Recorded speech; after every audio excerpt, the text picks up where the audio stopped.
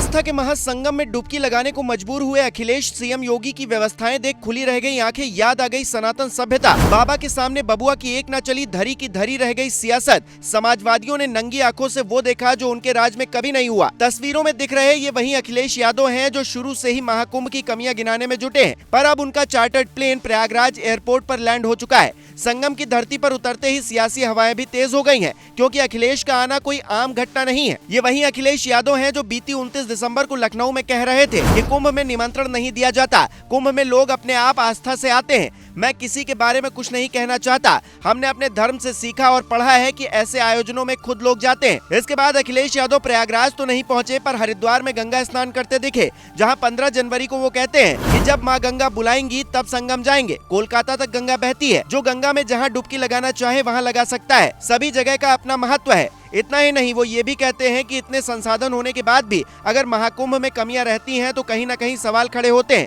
हमें उम्मीद है कि सरकार उन तमाम कमियों पर ध्यान देगी और दूर करेगी। इसके एक दिन बाद लखनऊ में 16 जनवरी को अखिलेश यादव कहते हैं कि सरकार का हर आंकड़ा फर्जी है, कुछ ट्रेनें खाली जा रही हैं। सुनने में ये भी आया है कि गोरखपुर वाली ट्रेन खाली गई है। मोटी मोटी बात यह है कि भाजपा का हर आंकड़ा फर्जी है। अब नरेंद्र मोदी को 2014 में मां गंगा ने बुलाया तो वो देश के प्रधानमंत्री बन गए। अखिलेश यादव भी कह चुके हैं कि जब मां गंगा बुलाएंगी तब संगम पहुंचेंगे। अखिलेश प्रयागराज पहुंच भी चुके हैं, लेकिन सियासी पंडित इसे किसी और नजरिए से देख रहे हैं। सियासी नब्ज टटोलने वाले जानकारों के लिए अखिलेश यादव का संगम नगरी पहुंचना सीएम योगी आदित्यनाथ की सियासी जीत है। चूंकि अखिलेश यादव यूपी की सियासत में विपक्ष के सबसे बड़े खिलाड़ी हैं। महाकुंभ और योगी को लेकर शुरुआत से ही वो सवाल उठाते रहे हैं, लेकिन अब वो खुद संगम जाकर डुबकी लगा रहे हैं। ऐसे में संदेश साफ है कि योगी ने अखिलेश को सियासी तौर पर इतना मजबूर कर दिया कि उन्हें प्रयागराज आना ही पड़ गया।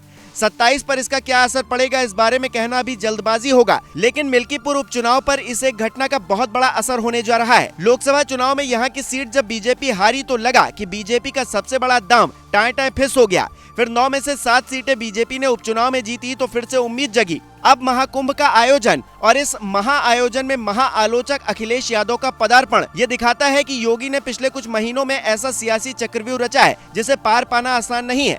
सोचिए, अखिलेश यादव खुद उस महाकुंभ में पहुंचे जिसकी आलोचना वो पानी पी पी कर रहे थे। ऐसे में ये समझना मुश्किल नहीं है कि 2025 का महाकुंभ न सिर्फ आस्था की दृष्टि से बल्कि यूपी के सियासी वर्चस्व के नजरिए से भी कितना ज्यादा अहम हो चुका है। महाकुंभ का सफल आयोजन योगी को एक ऐसा नेता बनाने जा रहा है जिसका तोड़ विपक्ष तो छोड़िए, सत्ता पक्ष के पास भी नहीं मिलने वाला।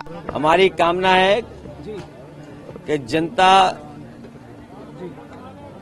सुख, समृद्धि और खुशहाली के रास्ते पर जाए। जनता का कल्याण के लिए संकल्प करने, कामना करने भी आए हैं। जहां ये कुंभ, जिस स्थान पर संगम है, 3 नदियां मिलती हैं, गंगा, यमुना, सरस्वती। हमारी यही कामना है कि सौहार्द, सद्भावना और सहनशीलता बनी रहे। महाकुंभ के आयोजन में ये पौराणिक है कि बिना बुलाए और अपने आप सब लोग आते हैं। अपनी व्यक्तिगत आस्था है उनकी सबकी। आज हमें भी मौका मिला है। मैं आज महाकुंभ में स्नान कर करके जा रहा हूं। मैंने 11 डुबकी लगाई हैं। अखिलेश यादव की आस्था पर सवाल उठाना सियासत हो सकती है, लेकिन उनके कार्यकाल में जिस तरह का कुंभ का आयोजन हुआ उसे कैसे भुलाया जा सकता है। हालांकि उस महाकुंभ के बाद अखिलेश यादव को हार्वर्ड यूनिवर्सिटी में आमंत्रित किया गया था, जिसका जिक्र अक्सर अखिलेश यादव अपने कार्यक्रमों में करते हैं। पर इस बार जिस तरह का कुंभ हो रहा है उस पर दुनिया भर की निगाहें टिकी हुई हैं। अखिलेश भी खुद को संगम नगरी से ज्यादा दिन दूर नहीं रख पाए हैं, जो दिखाता है कि योगी आदित्यनाथ के राज में महाकुंभ सचमुच अद्भुत, अलौकिक और अद्वितीय हो रहा है। अगर आप भी महाकुंभ हो आए हैं तो हमें कमेंट करके अपना अनुभव जरूर साझा करें।